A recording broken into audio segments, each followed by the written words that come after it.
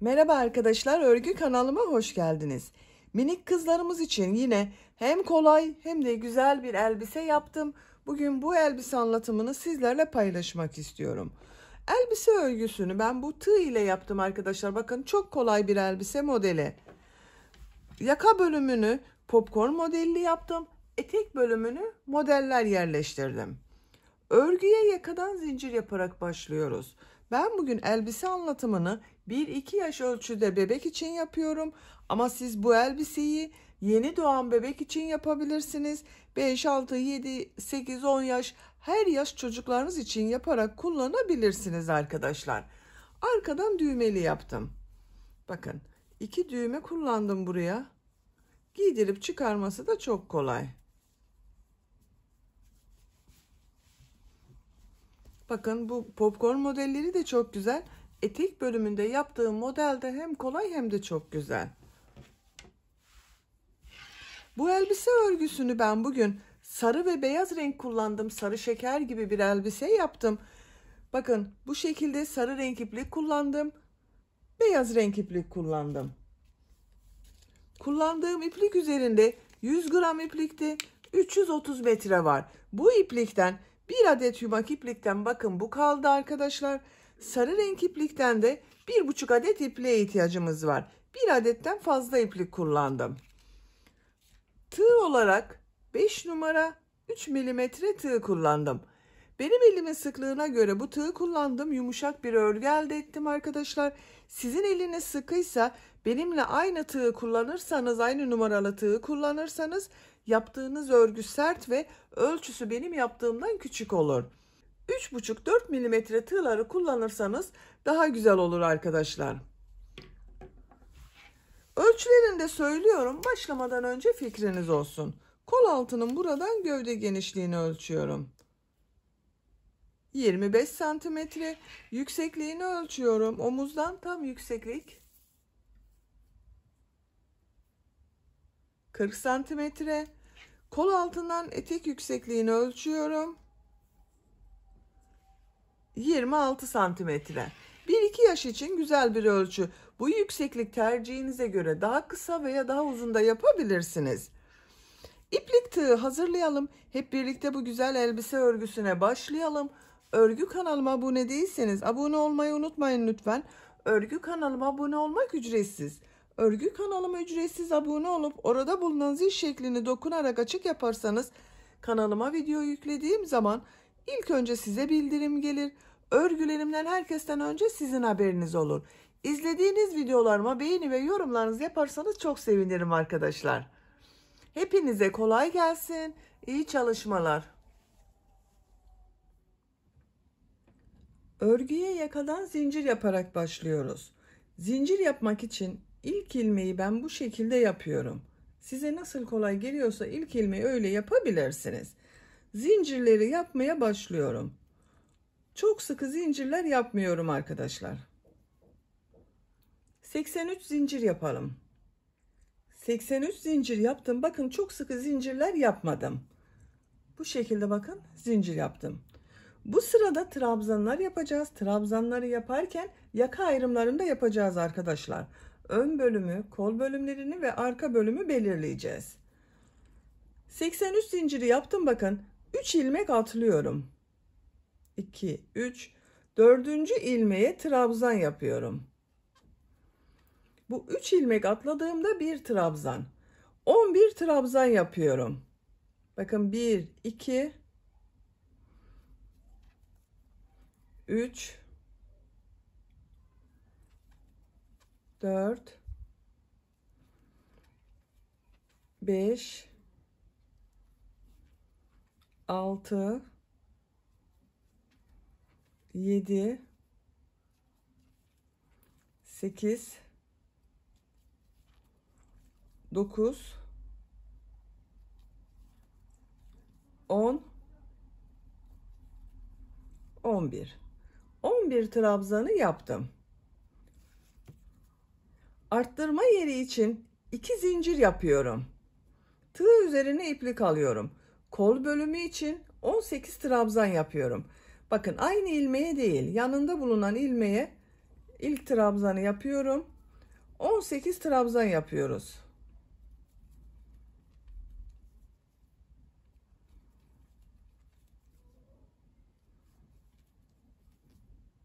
On 18 trabzanı yapalım.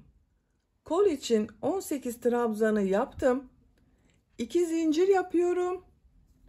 22 trabzan yapıyorum.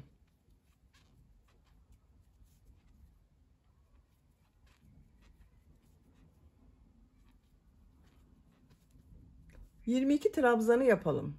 22 trabzan yaptım. 2 zincir yapıyorum. Bu kol örgüsünü 18 trabzan başladım. Buraya da 18 trabzan yapıyorum.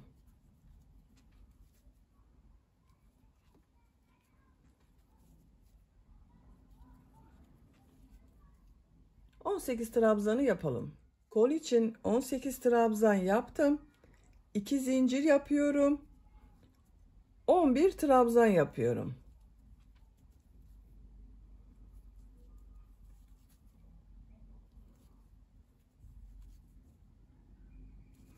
Bakın burada 11 trabzan ile başladım. Sıra sonunda da 11 trabzanı yapıyoruz. Sıra sonuna kadar devam edelim. Sıra sonuna kadar tamamladım arkadaşlar. 11 trabzan yaptım. Yaka ayrımlarını yaptık.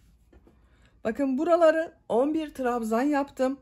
Kolları 18 trabzan yaptım. Burayı da bu iki yerin toplamı olan 22 trabzan yaptım. İkinci sıradayım. Bir zincir yapıyorum. Örgüyü çeviriyorum. Bu ikinci sırayı yaparken popcorn modelleri de yapacağız arkadaşlar. Ben sarı renkli iplik ile popcorn modelleri yapıyorum bugün. İlk 3 ilmek üzerine trabzan yapıyorum. Bakın ilk ilmek üzerine bir zincir yaptım. Trabzan yapıyorum. İkinci ilmeğe trabzan yapıyorum. Üçüncü ilmeğe trabzan yapıyorum. 3 trabzanı yaptım. Şimdi sarı renkli iplik alıyorum arkadaşlar. Bakın şu şekilde ilmek rengini sarı yapıyorum. Beyaz ipliği bekletiyorum. Kesmiyorum bakın. Beyaz iplik ile trabzanları yapacağız. Popcorn modellerinde sarı renkli yapacağız. Bakın ilmek rengi sarı. Bu ilmek üzerine popcorn modeli yapıyorum. Elimi takip ederseniz daha iyi anlaşılır. 1 2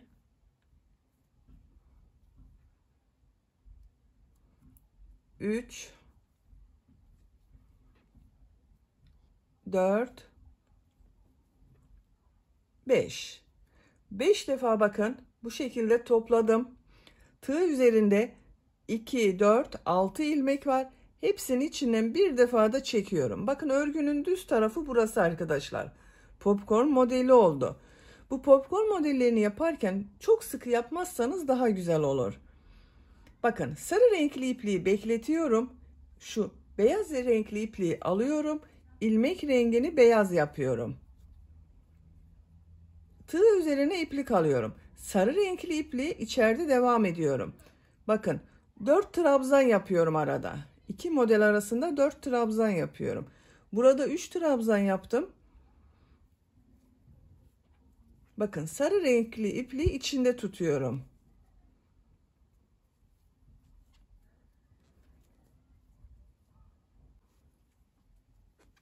Dört trabzanı yaptım. Sarı renkli iplik içinde duruyor bakın.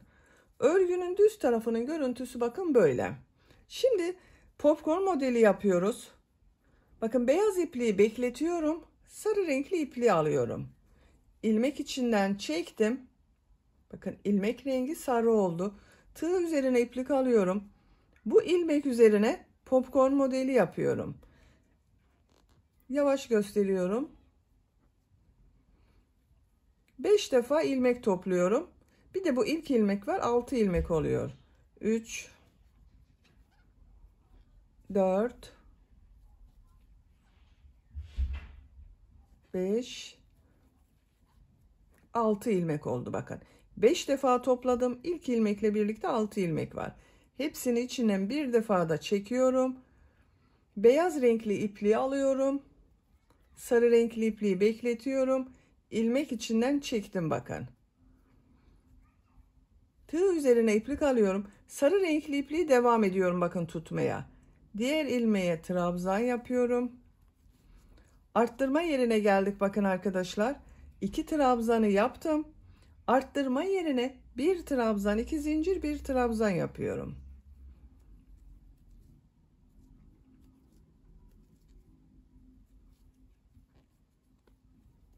Bir trabzan, 2 zincir, bir trabzan yaptım. Bakın bu şekilde oldu. Kol bölümündeyiz. Buraya da bu popcorn modellerini yapacağız. Bir ilmek üzerine trabzan yapıyorum. Bakın bir trabzan yaptım. Bununla birlikte 2 oldu. Buraya popcorn modeli yapıyorum. İlmek rengini sarı renkli yaptım. Tığ üzerine iplik alıyorum. Popcorn modeli yapıyorum.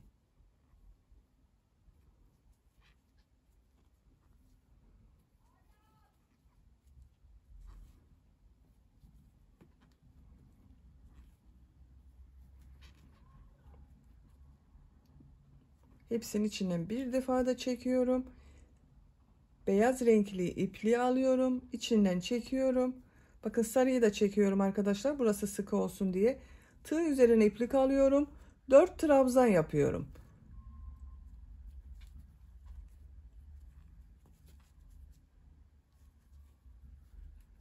Bakın sarı renkli ipliği arada tutuyorum. Devam ediyoruz. Tekrar popcorn modelleri yapacağız. 3 4 ilmek rengini sarı renkli yapıyorum. Popcorn modeli yapıyorum.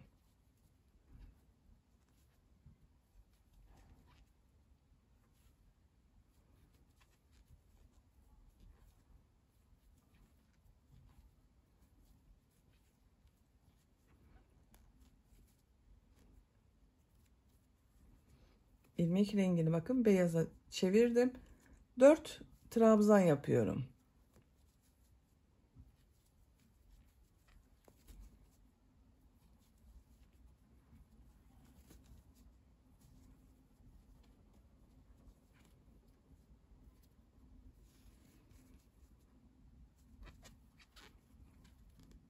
Dört beyaz renk iplik ile trabzan yaptım. Tekrar popcorn modeli yapıyorum.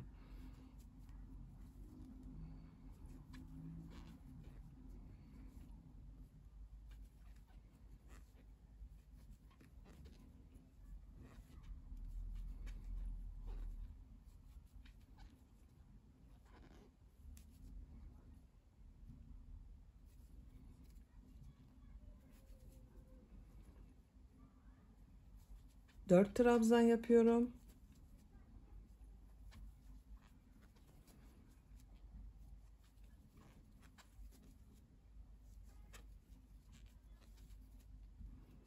Tekrar popcorn modeli yapıyorum.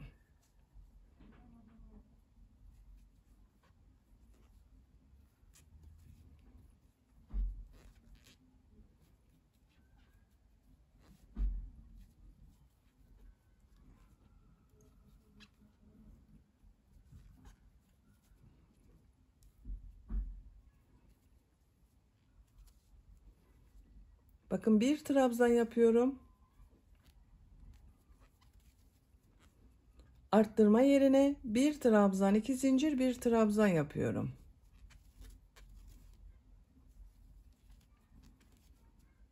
Bakın arkadaşlar. Modellerimiz bu şekilde. Düz tarafının görüntüsü böyle.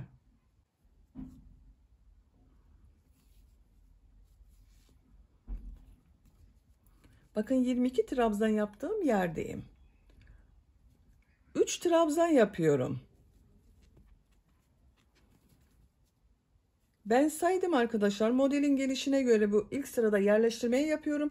Siz bu başlangıcı daha az veya daha çok başladıysanız modellerde bu arttırma yerlerinden önce ve sonra olan trabzan sayıları değişebilir. Sadece bu aralarda yaptığınız trabzanlar aynı sayıda olacak.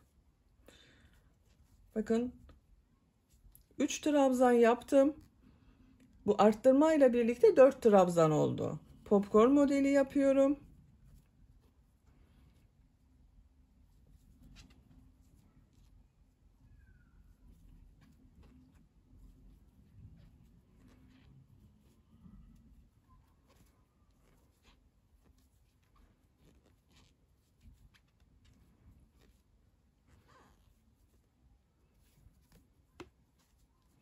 4 trabzan yapıyorum.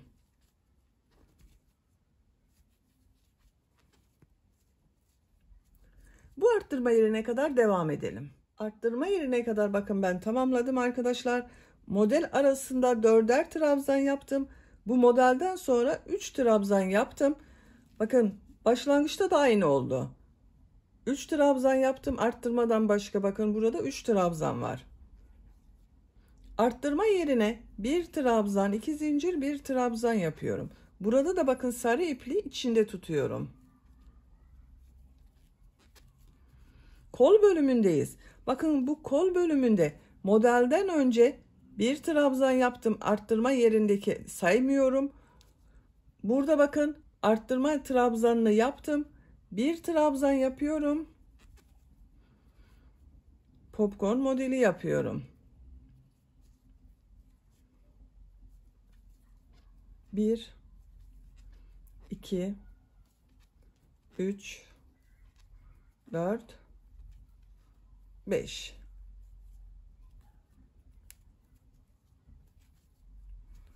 Dört trabzan yapıyorum. Arttırma yerine kadar devam edelim. Arttırma yerine kadar modelleri yaptım. Bakın bu kola da 4 model yaptım arkadaşlar.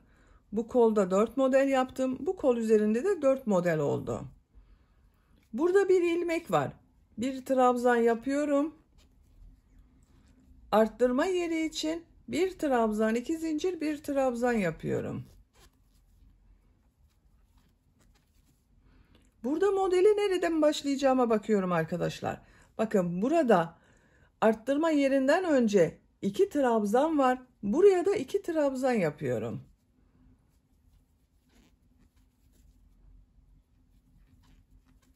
Popcorn modeli yapıyorum.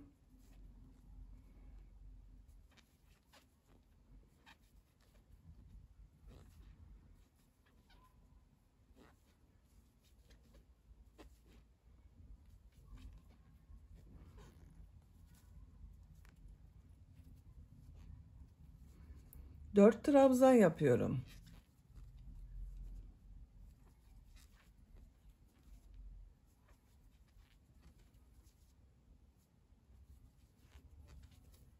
Tekrar popcorn modeli yapıyorum.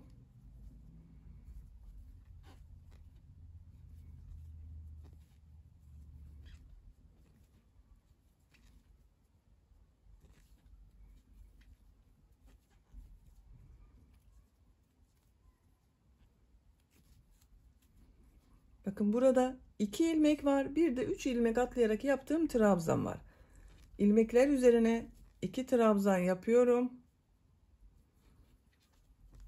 Son trabzanı bakın 3 ilmek atlayarak yaptığım ilmeğe tığ takıyorum. 1 trabzan yapıyorum. 3 trabzan var. Bakın sıra başında da 3 trabzan yaptım. Modele başladım. Sarı renkli ipliği burada kesiyorum arkadaşlar.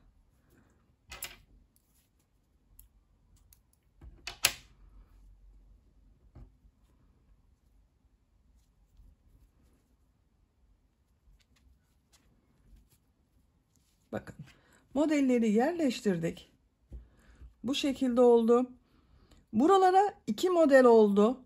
Kol bölümlerinde 4 model. Buraya da 4 model var.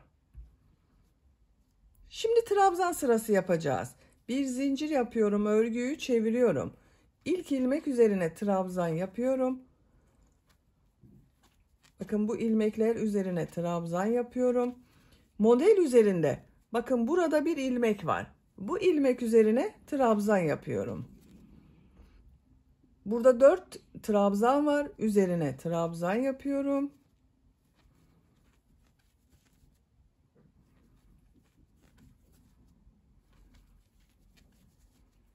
Model üzerine bakın bu ilmeğe trabzan yapıyorum arkadaşlar.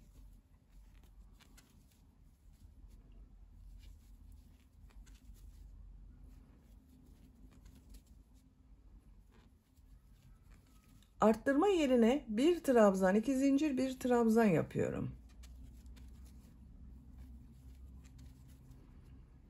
Bakın ilmekler üzerine trabzan yapıyorum. Buraya bir trabzan yapıyorum. Model üzerinde bulunan ilmeğe bir trabzan yapıyorum. İlmekler üzerine bir trabzan yapıyorum. Bakın, arttırma yerlerinde bir trabzan, iki zincir, bir trabzan yapıyoruz. Diğer ilmekler üzerine birer defa trabzan yapıyoruz. Model üzerinde bulunan bu ilmeğe de trabzan yapıyoruz arkadaşlar. Arttırma yerlerinde bir trabzan, iki zincir, bir trabzan yapalım. Diğer ilmeklere birer defa trabzan yapalım. Sıra sonuna kadar devam edelim. Sıra sonuna kadar yaptım. Bakın, arttırma yerlerinde bir trabzan, iki zincir, bir trabzan yaptım. Diğer ilmekleri ve model üzerine de birer trabzan yaptım. Bir zincir yapıyorum. Örgüyü çeviriyorum. İlk ilmek üzerine trabzan yapıyorum. Diğer ilmeklere trabzan yaparak devam ediyorum. Arttırma yerine kadar devam edelim. Buraya kadar trabzanları yaptım. Arttırma yerine bir trabzan, iki zincir, bir trabzan yapıyorum.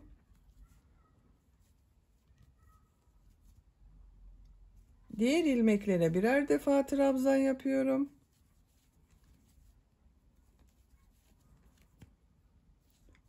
Bu arttırma yerinde burada ve burada bir trabzan, iki zincir, bir trabzan yapalım. Diğer ilmeklere birer defa trabzan yapalım. Sıra sonuna kadar tamamlayalım. Sıra sonuna kadar tamamladım arkadaşlar. Bakın, bu sırada da arttırma yerlerinde bir trabzan, iki zincir, bir trabzan yaptım. İki sıra trabzan yaptık arkadaşlar. Bir sıra daha beyaz renk iplik ile trabzan yapıyorum. Bir zincir yapıyorum. Örgüyü çeviriyorum.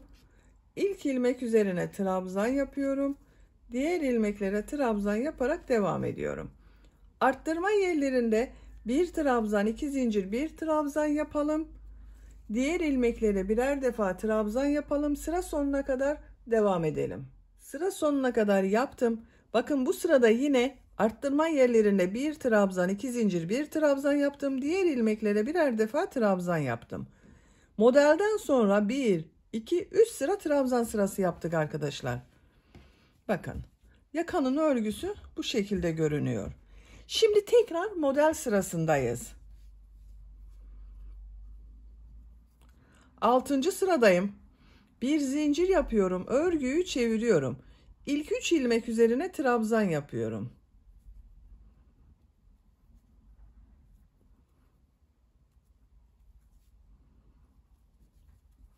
3 trabzanı yaptım. Bakın, bir alt sırada yaptığım modellerin tam üzerine yapıyorum arkadaşlar. Bakın, trabzanı takip ettiğim zaman bu ilmek üzerine model yapıyorum.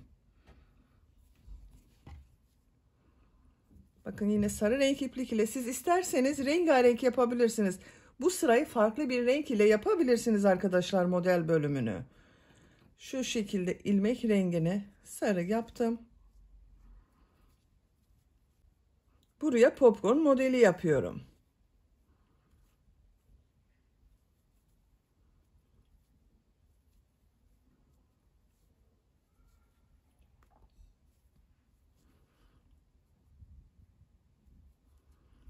İlmek rengini beyaz yapıyorum. Model arasında yine 4 trabzan yapıyorum.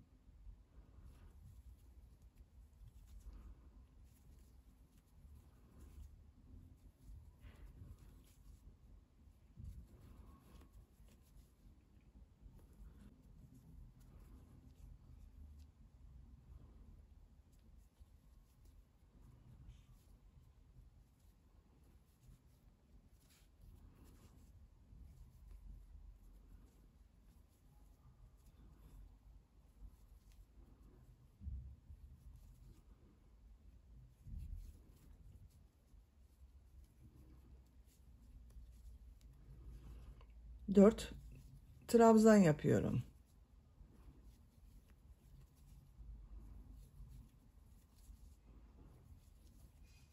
Bakın, burada 2 model yaptım. Bakın, bu modelin tam üzerinde bulunan ilmeklerde arkadaşlar. Buraya tekrar 3. modeli yapıyorum.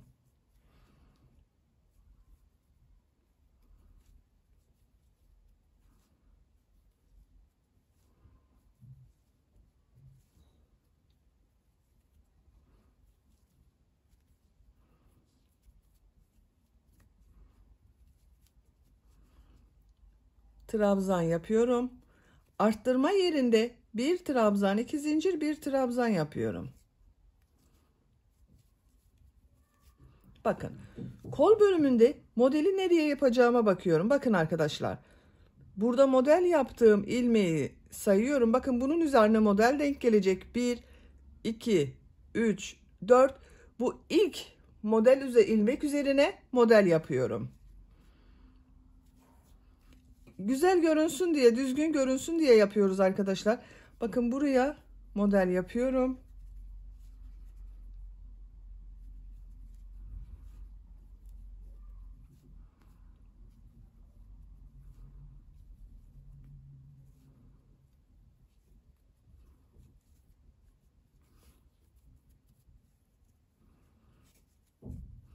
Arada 4 trabzan yapıyorum.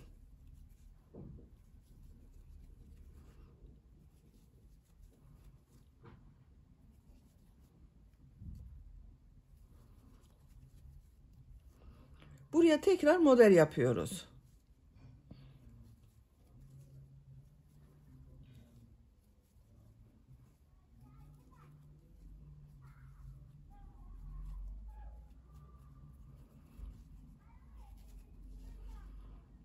Dört trabzan yapıyorum. Tekrar model yerleştireceğiz. Bakın. Buraya kadar devam edelim. Kol bölümünde bakın modelleri yaptım. Son modeli yaptım. Bakın, burada da son ilmek üzerine model yaptım. Burada da son ilmek üzerine model yaptım. Arttırma yerine bir trabzan, 2 zincir, bir trabzan yapıyorum. Şimdi bakın, buraya bakıyorum arkadaşlar. Modeli nereye yerleştireceğime bakıyorum. Bunun üzerine model gelecek. 2, 4 sayıyorum. Bakın, buraya model yapıyorum. Bu 3. ilmek üzerine model yapacağız. 2 trabzan yapıyorum. 1, 2.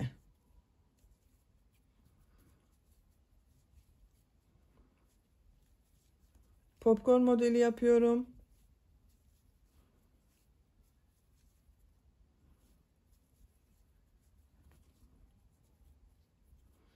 4 trabzan yapıyorum.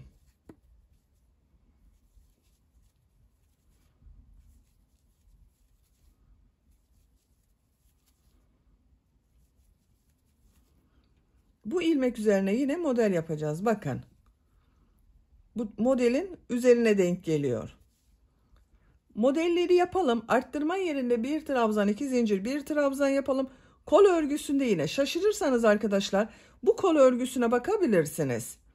Bakın, kol örgüsünde ilk ilmekler üzerine modelleri yaptım. Bu şekilde sıra sonuna kadar devam edelim. Modelleri sıra sonuna kadar yaptım. Sarı renk ipliği burada kesiyorum. Sıra sonunda bakın 1, 2, 3 ilmek üzerine trabzan yaptım. Bu sırada da modelleri yerleştirdik. Bakın arkadaşlar, bu bölümlerde 3 model, bu bölümlerde 2, 4, 6 model, bu bölümde de yine 6 model oldu. Görüntüsü böyle bakın. Şimdi trabzan sırasındayız. Bu iki model arasında 3 sıra trabzan yapıyordum. Onu yapıyoruz arkadaşlar. Bir zincir yapıyorum, örgüyü çeviriyorum. İlk ilmek üzerine trabzan yapıyorum. Diğer ilmeklere trabzan yaparak devam ediyorum.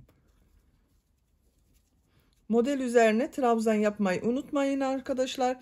Yoksa ilmek sayınız azalır.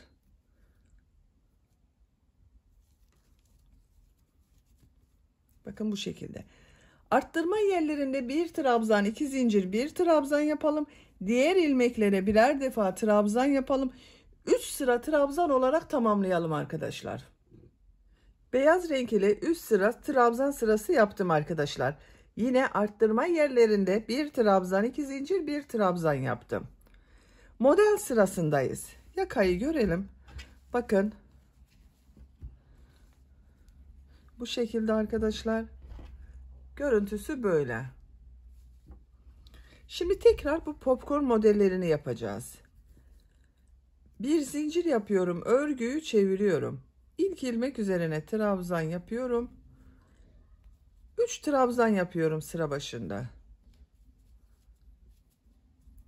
Popcorn modeli yapıyorum.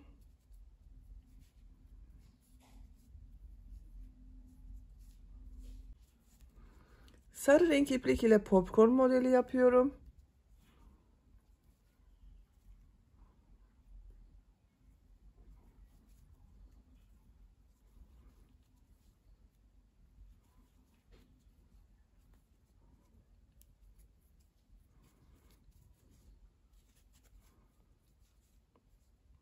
Dört trabzan yapıyorum. Bakın bu model yine burada yaptığım modelin tam üzerine gelen trabzana yaptım arkadaşlar. Buraya kadar devam edelim. Modelleri yaparak arttırma yapacağım yere kadar tamamladım. Bakın burada son ilmek üzerine model yaptım. Aralarda yine 4 trabzan yaptım. 5. ilmeklere modelleri yaptım. Tığ üzerine iplik alıyorum. Arttırma yerine 1 trabzan, 2 zincir, 1 trabzan yapıyorum. Kol örgüsündeyim. Kolda modeli nereye yapacağıma bakıyorum. Bir alt sırada bakın model bu ilmek üzerinde. İlmeği şu şekilde geldim.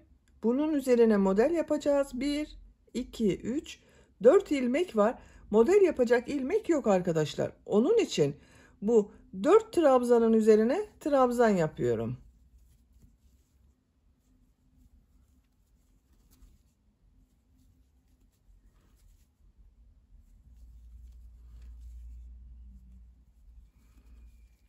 Dört trabzan yaptım. Bu ilmeğe model yapıyorum.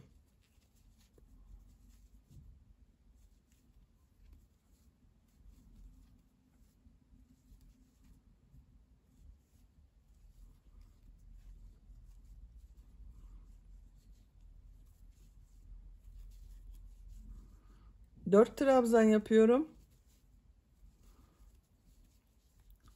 Bakın bu şekilde. Sıra sonuna kadar devam edelim. Bakın buraya kadar arkadaşlar. Arttırma yerinde yine sizinle yaparız. Arttırma yapacağım yere kadar modelleri yerleştirdim. Buraya da 6 model yerleştirdim arkadaşlar. Bakın 2, 4, 6. Sıra sonunda 4 ilmek üzerine trabzan yaptım. Arttırma yerine 1 trabzan, 2 zincir, 1 trabzan yapıyorum. Modeli burada nereye yerleştireceğime bakıyorum bakın arkadaşlar. İlk modele. Bu ilmek üzerine bakın. Model yapacağız. 2, 4 ilmek sayıyorum. Bakın bu ilmeğe model yapacağız. Bir trabzan yapıyorum. Bu ilmek üzerine model yapıyorum. Popcorn modelini yapıyoruz.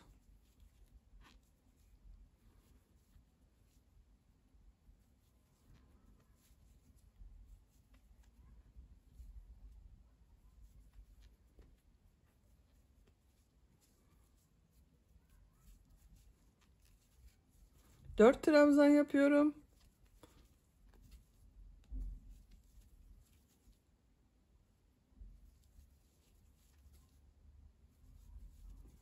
Tekrar model yapıyoruz buraya. Bu şekilde devam edelim. Bakın burada son ilmek üzerine trabzan yaptım. Burada da aynı olacak arkadaşlar. Atlama yaparsanız ona dikkat ederseniz iyi olur. Kol örgüsünde bu kol örgüsünü yaptığımız gibi modelleri yerleştirelim. Sıra sonuna kadar tamamlayalım. Sıra sonuna kadar yaptım. Son 3 ilmek üzerine de trabzan yaptım. Sarı renkli ipliği kesiyorum.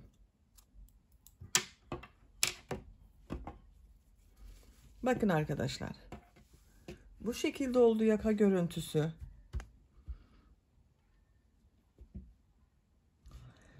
Bu bölümlerde 4 model yaptım. Her iki tarafa. Buralara 6 model yaptım. Bu bölüme de bakın 8 model yaptım. 2, 4, 6, 8. Şimdi trabzan sırasındayım. Beyaz renkli iplik ile trabzan sırası yapıyorum. Bir zincir yapıyorum. Örgüyü çeviriyorum. İlk ilmek üzerine trabzan yapıyorum. Diğer ilmeklere trabzan yaparak devam ediyorum.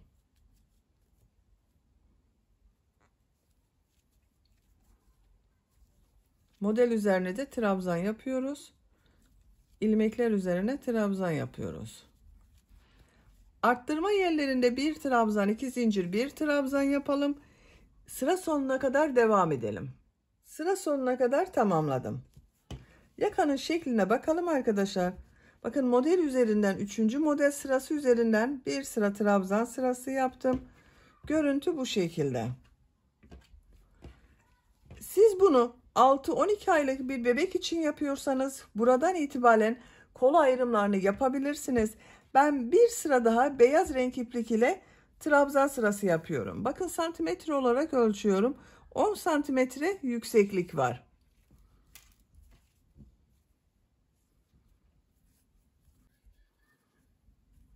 Bir zincir yapıyorum, örgüyü çeviriyorum. İlmekler üzerine trabzan yapıyorum.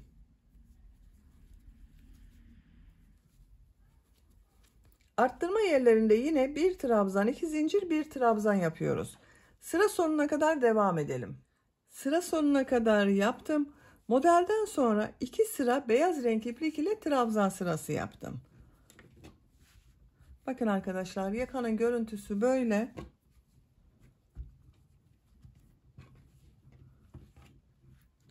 ...12 sıra yaptım. 13. sıradayız. 13. sırada kol bölümünü gövde bölümünden ayırıyorum. Bir zincir yapıyorum, örgüyü çeviriyorum, trabzan yapıyorum.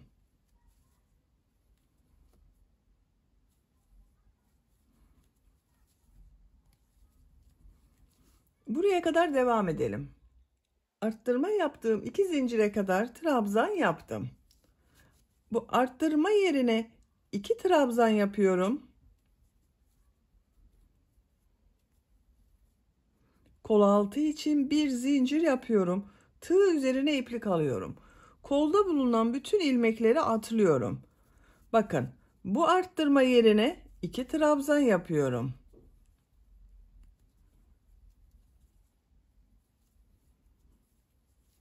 Diğer ilmekler üzerine birer defa trabzan yapıyorum.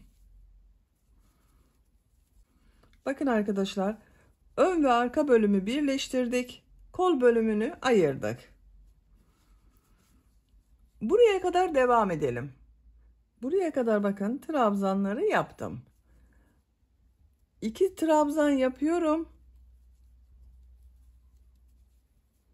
Kol altı için bir zincir yapıyorum. Tığ üzerine iplik alıyorum. Kolda bulunan bütün ilmekleri atlıyorum. Bu 2 zincir üzerine 2 trabzan yapıyorum. Diğer ilmeklere birer defa trabzan yapıyorum. Bakın arkadaşlar, bu kol altı da böyle oldu. Sıra sonuna kadar devam edelim. Sıra sonuna kadar tamamladım. Bakın arkadaşlar, bu sırada kol bölümüne gövde bölümünden ayırdım. Ön ve arka bölümü bir zincir ile kol altında birleştirdim. Bakın, açık olarak görelim. Bu şekilde.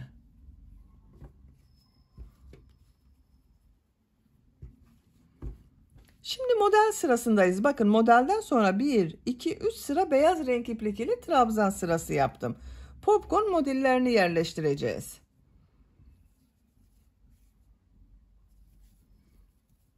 Bir zincir yapıyorum, örgüyü çeviriyorum. İlk 3 ilmek üzerine trabzan yapıyorum.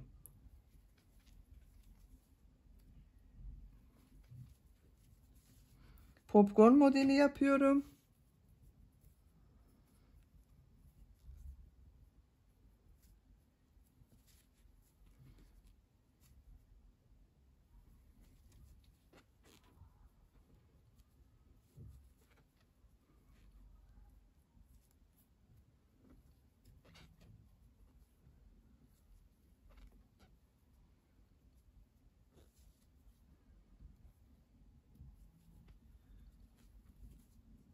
Dört trabzan yapıyorum.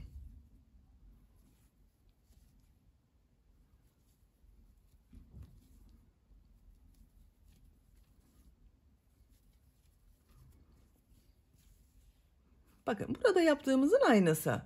Buraya kadar devam edelim. Buraya kadar modelleri yaptım. 4 model yaptım bakın. 5. modeldeyim. Popcorn modeli yapıyorum ilmek üzerine.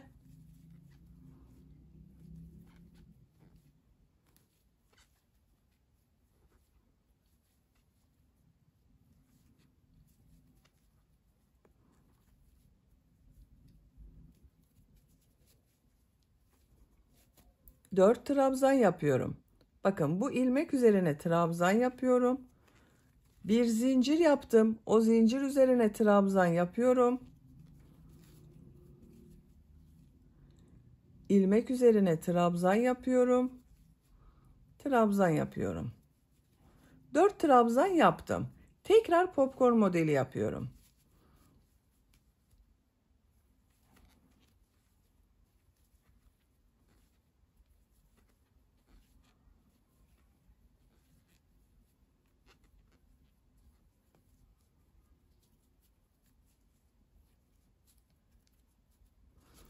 Dört trabzan yapıyorum. Model yapıyorum. Bakın kol altının görüntüsü böyle. Diğer model burada yaptığım ilmeğin tam üzerine denk gelecek arkadaşlar. Bakın bu ilmek üzerine yapacağız. 4 trabzan yapıyoruz. Bir popcorn modeli yapıyoruz. Bu şekilde sıra sonuna kadar devam edelim. Sıra sonuna kadar tamamladım. Sarı renkli ipliği kesiyorum yine.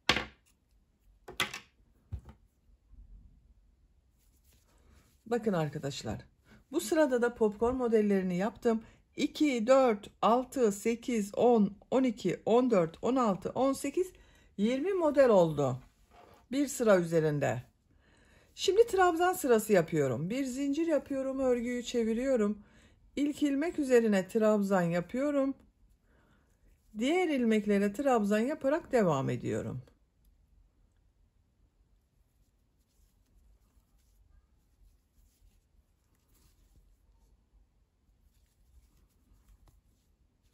Sıra sonuna kadar devam edelim. Sıra sonuna kadar tamamladım. Bir sıra trabzan sırası yaptım bakın. Görüntüsü şu şekilde oldu.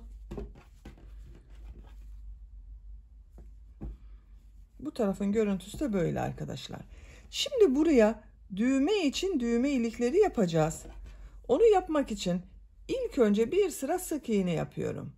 Buraya bir sık iğne yapıyorum. Sık iğne yapıyorum.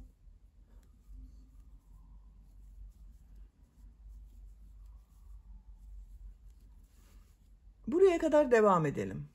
Bir sıra sık iğne yaptım. Bakın görüntüsü böyle oldu arkadaşlar. Bir zincir yapıyorum. Örgüyü çeviriyorum. İlk ilmek üzerine sık iğne yapıyorum. Düğme iliği için 2 zincir yapıyorum. 1, 2. 2 ilmek atlıyorum. 3. ilmeğe sık iğne yapıyorum. Bakın düğme iliğini bu şekilde yaptım. Sık iğneler yapıyorum. 2 düğme iliği yapıyorum arkadaşlar. Bakın birisini buraya yaptım. Bir diğerini de şuraya yapacağız. İkisinin ortası. Şu şekilde katlayıp bakabilirsiniz. Bakın buraya ikinci düğme iliğini yapacağız. Oraya kadar sık iğneler yapıyorum.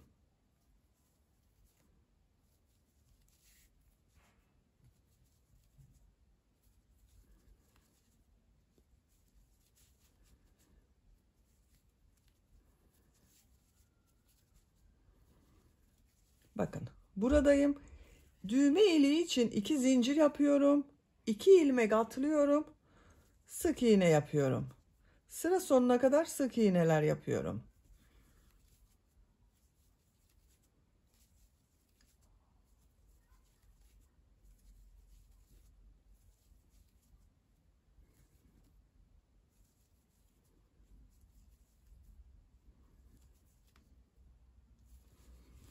Bakın bir düğme iliğini buraya yaptım. İkinci düğme iliğini buraya yaptım. Bir zincir yapıyorum. Örgüyü çeviriyorum. Sık iğne sırası yapıyorum. Bakın her ilmek üzerine bir sık iğne yapıyorum.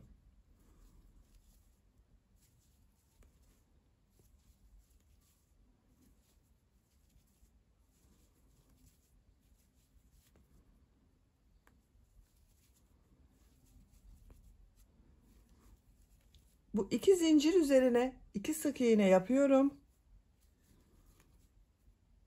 Diğer ilmeklere birer defa sık iğne yapıyorum. Bu 2 zincir üzerine de 2 sık iğne yapalım. Sıra sonuna kadar tamamlayalım. Sıra sonuna kadar tamamladım. 2 zincir üzerine de 2 sık iğne yaptım. Bakın arkadaşlar.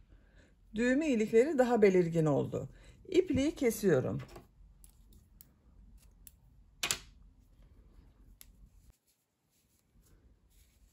Şimdi diğer patada düğme için pat yapacağız arkadaşlar. Yaka başlangıcından başlıyorum. Bu ilmekten ilmek yapıyorum.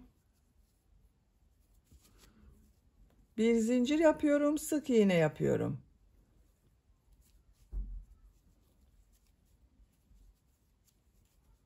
Sıra sonuna kadar devam edelim. Sıra sonuna kadar yaptım. Bir zincir yapıyorum, örgüyü çeviriyorum. Sık iğne sırası yapıyorum. Buraya kadar devam edelim. Sıra sonuna kadar yaptım. Bir zincir yapıyorum, örgüyü çeviriyorum. Bir sıra daha sık iğne yapıyorum. Bakın burada üst sıra yaptım. Burayı da üst sıra yapıyoruz arkadaşlar. Sıra sonuna kadar devam edelim. Sıra sonuna kadar yaptım. Bakın buraya da üst sıra sık iğne yaptım. Şu şekilde üst üstüne getiriyorum. Bakın buraya düğmelerini dikeceğiz. Şimdi bunu ikisini birleştiriyorum arkadaşlar. Bakın burada bitirdim. Üst üstüne getiriyorum. Şu ilmeğe tığ takıyorum. İlmeği içinden çekiyorum. Trabzan sırası yapacağız beyaz renkli iplik ile.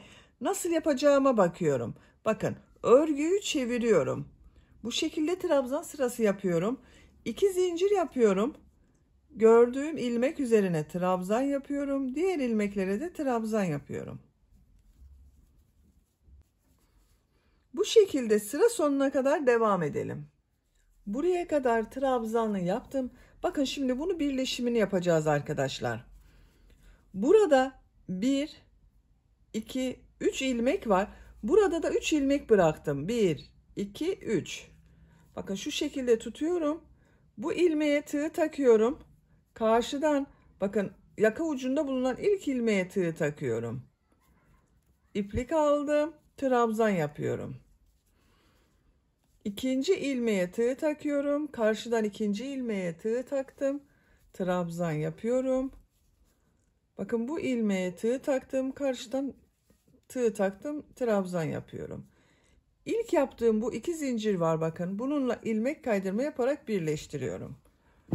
Bakın burayı birleştirdik. Görüntüsü böyle oldu.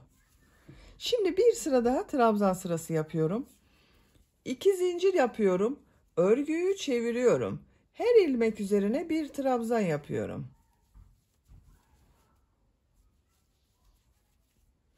Sıra sonuna kadar devam edelim. Sıra sonuna kadar trabzanları yaptım. Son yaptığım bak bu trabzan ile ilk yaptığım bu ilmeği ilmek kaydırma yaparak sırayı birleştiriyorum. İpliği kestim arkadaşlar. Burada ipliği kesiyorum. Kestiğim ipliği bak içinden çekiyorum. Beyaz renkli ipliği bitirdim. Bak görüntüsü böyle oldu. 3 sıra trabzan sırası yaptım. Şimdiki sırada sarı renkli iplik ile model yerleştirmeye başlıyorum. Siz burayı ne renk yaptıysanız o renk iplikle devam edebilirsiniz. Ben sarı renkli iplik kullandım. Bununla devam ediyorum. Bu son ilmekten bir ilmek yapıyorum. Burada iplik bağlayabilirsiniz de arkadaşlar. Sağlam olsun isterseniz. Bir zincir yaptım, sağlamlaştırıyorum. 2 zincir yapıyorum. Tığ üzerine iplik alıyorum. Bu ilmek içine 2 trabzan yapıyorum. 3 trabzan, 2 zincir, 3 trabzan şeklinde model yapıyorum. Bu 2 zincirde bak bir trabzan oldu. 1, 2 oldu. 3. Bak 2 trabzan yaptım. 3 trabzan görünüyor. 2 zincir yapıyorum. Aynı ilmek içine 3 trabzan yapıyorum.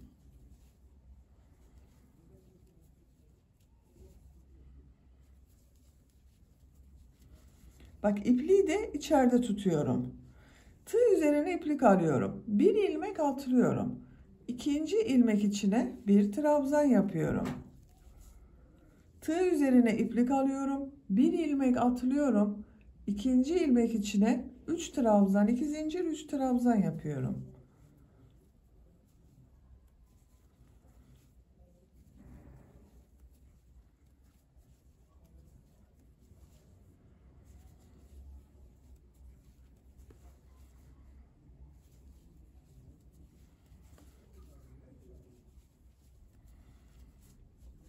Tığ üzerine iplik alıyorum. Bir ilmek atlıyorum. İkinci ilmek üzerine bir trabzan yapıyorum. Tığ üzerine iplik alıyorum. Bir ilmek atlıyorum. İkinci ilmeğe 3 trabzan, 2 zincir, 3 trabzan yapıyorum.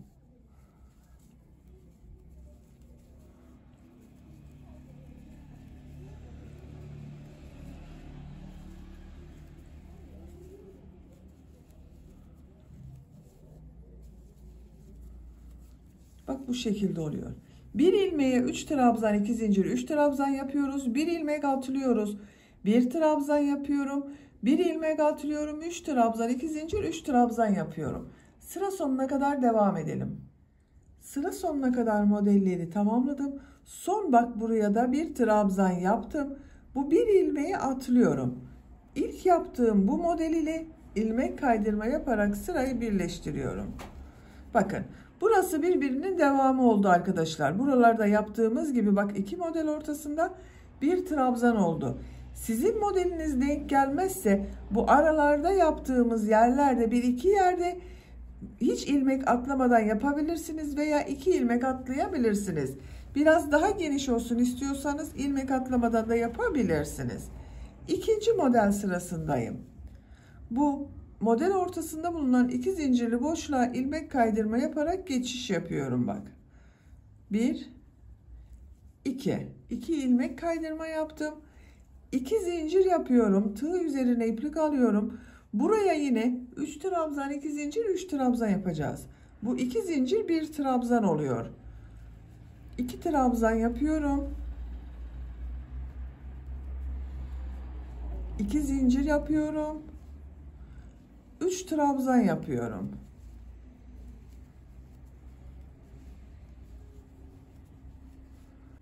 Tığ üzerine iplik alıyorum. Bu bir trabzan üzerine 2 trabzan yapıyorum. 1 2 Tığ üzerine iplik alıyorum. Model ortasında bulunan bu 2 zincir üzerine 3 trabzan, 2 zincir, 3 trabzan yapıyorum.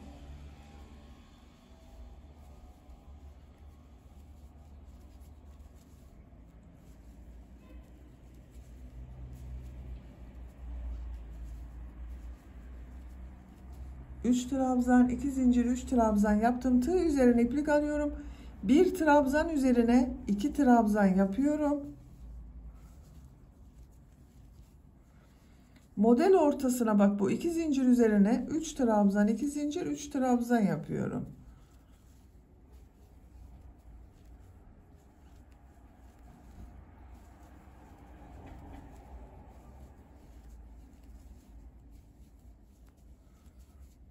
Tığ üzerine iplik alıyorum. Bir trabzan üzerine 2 trabzan yapıyorum.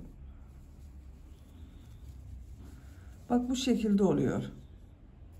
Sıra sonuna kadar devam edelim. Sıra sonuna kadar tamamladım. Son olarak bak buraya bir trabzan üzerine 2 trabzan yaptım. Bu ilmek ile ilk yaptığım bu modeli ilmek kaydırma yaparak sırayı birleştiriyorum. Bakın arkadaşlar. İkinci sırasını tamamladık model sırasının. Üçüncü model sırasındayım. İlmek kaydırma yaparak bu iki zincirli boşluğa geçiş yapıyorum. Bir ilmek kaydırma yapıyorum. İkinci ilmek kaydırma yapıyorum. 2 zincir yapıyorum. Tığ üzerine iplik alıyorum. 2 trabzan, 2 zincir, 3 trabzan yapıyorum. Bak. Bu 2 zincirle 3 trabzan oldu yine.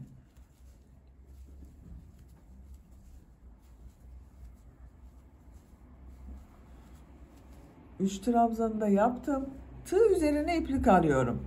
Bak burada 2 trabzan yaptım. Bir alt sırada bir trabzan üzerine 2 trabzan yaptım. Bunun ikisinin ortasına 2 trabzan yapıyorum. Bak bu şekilde. Tığ üzerine iplik alıyorum. Diğer model ortasına da 3 trabzan, 2 zincir, 3 trabzan yapıyorum.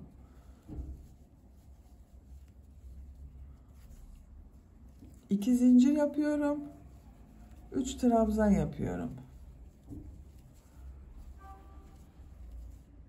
Tığ üzerine iplik alıyorum.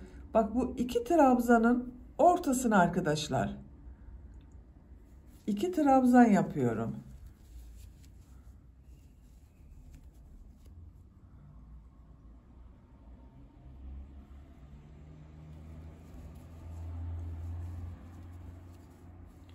Tığ üzerine iplik alıyorum. Diğer model ortasına da 3 trabzan, 2 zincir, 3 trabzan yapıyorum. Bak bu şekilde oluyor.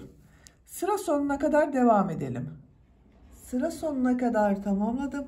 Son ilmek ile bu ilk modeli ilmek kaydırma yaparak sırayı birleştiriyorum. İlmek kaydırma yaparak bu iki zincirli boşluğa geçiyorum. 1 2 ilmek kaydırma yaptım. 2 zincir yapıyorum. 2 trabzan yapıyorum. Bu 3 trabzan, 2 zincir, 3 trabzan olarak devam edecek arkadaşlar. 2 zincir yaptım. 3 trabzan yapıyorum. Bak.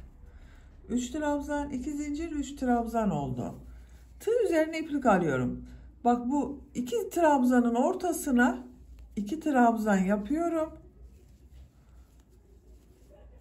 Tığ üzerine iplik alıyorum.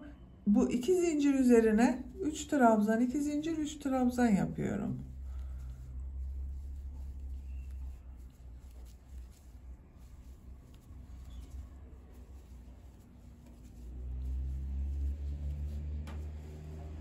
Bu 2 trabzanın ortasına bak ortadaki boşluğa yapıyorum. 2 trabzan yapıyorum. Model üzerine 3 trabzan, 2 zincir, 3 trabzan yapıyorum. Bak bu şekilde oluyor. Elbisenin örgüsü bu şekilde devam edecek arkadaşlar. Yapacak olduğunuz çocuğun büyüklüğüne ve tercihine göre bu model sıralarını tekrarlayarak elbisenin etek örgüsünü tamamlayalım. Elbisenin etek bölümünü 20 model sırası olarak yaptım. 1, 2, 3, 4, 5, 6, 7, 8, 9, 10, 11, 12, 13, 14, 15, 16, 17, 18, 19, 20. Bu yükseklik benim yapacağım ölçü için yeterli arkadaşlar. Siz tercihinize göre 1-2 sıra devam edebilirsiniz veya 1-2 sıra önceden bırakabilirsiniz. Bakın görüntüsü böyle oldu. En son ilmek kaydırma yaparak birleştirdim. Burada bitirmiyorum. Son sırayı yapacağız. Pıtırcıklı model yapacağız arkadaşlar. Tığ üzerine iplik alıyorum. Bakın bu iki zincirli boşluğa bir trabzan yapıyorum. 2 zincir yapıyorum. Yaptığım trabzanı boşluktan alıyorum. Sık iğne yapıyorum. Bakın pıtırcık modeli yaptım. Tığ üzerine iplik alıyorum. Bir trabzan yapıyorum. 2 zincir yapıyorum. Pıtırcık yapıyorum.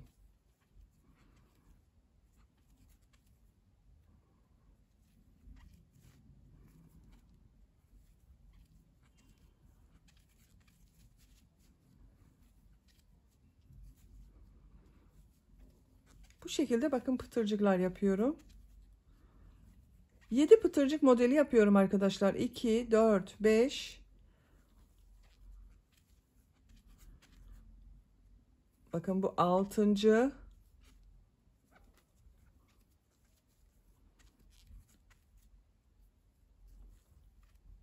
7. 7 pıtırcık modeli yaptım.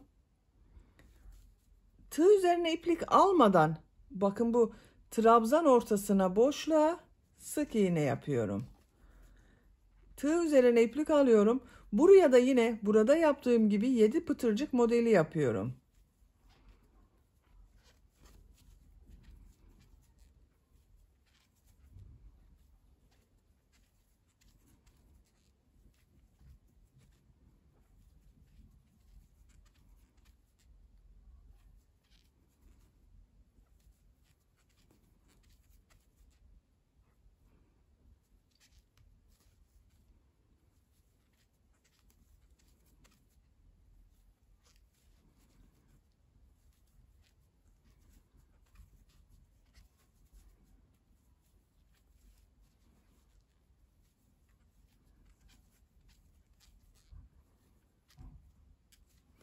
Bakın 7 pıtırcık modeli yaptım. Bu 2 trabzan ortasına sık iğne yapıyorum. Diğer model üzerine yine pıtırcıklar yapıyorum. Bakın. Görüntü böyle. Sıra sonuna kadar devam edelim. Sıra sonuna kadar yaptım. Son modeli bu ilk ilmek ile ilmek kaydırma yaparak birleştiriyorum. İpliği kesiyorum.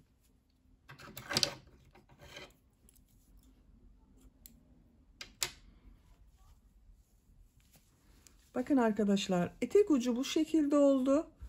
Güzel oldu bakın.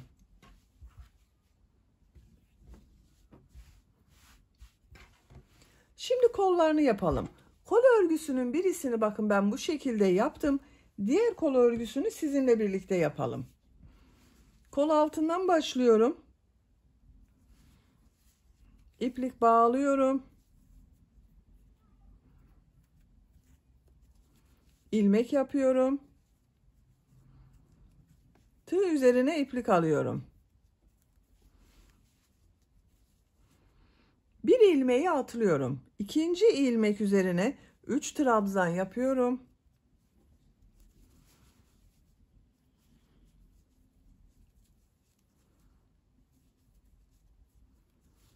Üç trabzan yaptım. 2 zincir yapıyorum. Bu son yaptığım trabzanın bakın şu ilmeğe tığ takıyorum. Pıtırcık modeli yapıyorum. Tekrar tığ üzerine iplik alıyorum. Aynı ilmek içine 3 trabzan yapıyorum.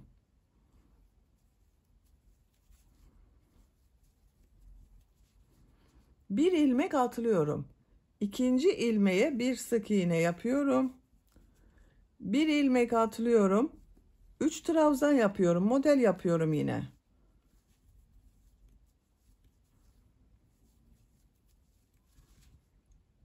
İki sık iğne yapıyorum. Son trabzanın bakın ilmeğe tığ takıyorum. Pıtırcık modeli yapıyorum. Aynı ilmek içine 3 trabzan daha yapıyorum. Bir ilmek atlıyorum. Sık iğne yapıyorum. Bir ilmek atlıyorum. Tekrar model yapıyorum. Bakın bu şekilde model elde ediyoruz. Sıra sonuna kadar devam edelim. Sıra sonuna kadar modelleri yaptım. Son modeli kol altında yaptığım bu ilmek ile ilmek kaydırma yaparak birleştiriyorum. İpliği kesiyorum.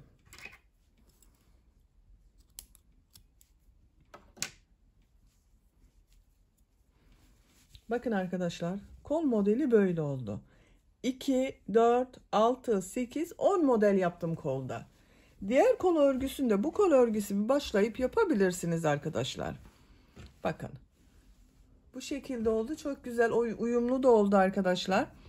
Şimdi yaka çevresinde pıtırcık modelleri yapıyorum. Minik pıtırcıklar yapacağız.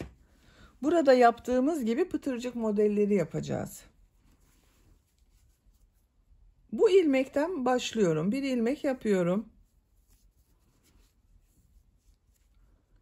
2 zincir yapıyorum. Sık iğne yapıyorum. Bir ilmek atlıyorum. Bu ilmek içine bir sık iğne, 2 zincir, bir sık iğne yapıyorum.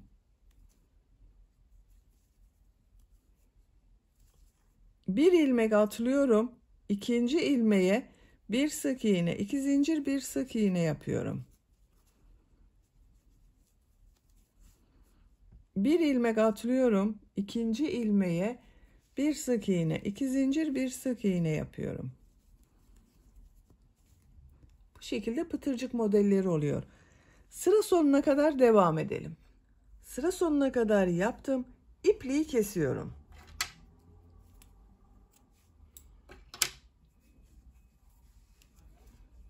Bakın arkadaşlar, yaka çevresinde pıtırcık modelleri yaptım. Görüntüsü bu şekilde oldu. Buraya düğmelerini dikerek kullanabiliriz artık. Elbisenin örgüsünü de bitirmiş oldum. Bakın çok güzel bir elbise yaptık birlikte.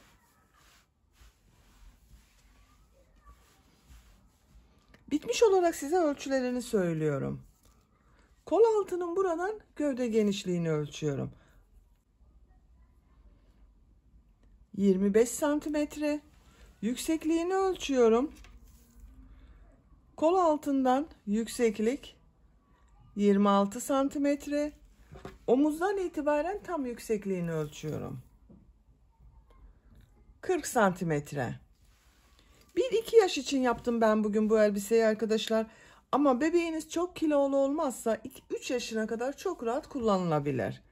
Bakın çok güzel ve çok şirin bir elbise oldu. Beni dinlediğiniz ve izlediğiniz için hepinize çok teşekkür ederim. Örgü kanalıma abone değilseniz abone olmayı unutmayın lütfen. Örgü kanalıma abone olmak ücretsiz. Örgü kanalıma ücretsiz abone olup orada bulunan zil şeklini dokunarak açık yaparsanız kanalıma video yüklediğim zaman ilk önce size bildirim gelir. Örgülerimden herkesten önce sizin haberiniz olur. İzlediğiniz videolarıma beğeni ve yorumlarınızı yaparsanız çok sevinirim arkadaşlar. Sizlerle yeni örgülerde görüşmek dileğiyle. Hoşça kalın, sevgiyle kalın.